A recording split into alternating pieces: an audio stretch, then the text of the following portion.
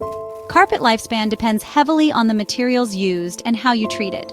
Most carpets last between 5 and 15 years, with proper care stretching that toward the longer end. The fiber type makes a big difference. Nylon carpets are tough and last 12 to 15 years, perfect for busy areas. Polyester resists stains well and lasts 8 to 10 years, making it good for homes with pets. Olefin handles moisture better and works both inside and outside, lasting 6 to 10 years. Wool is the premium choice, lasting over 20 years when maintained properly. Foot traffic plays a major role in carpet wear. High-traffic spots like hallways and living rooms show damage first through flattening and stains. The busier the area, the faster the carpet breaks down.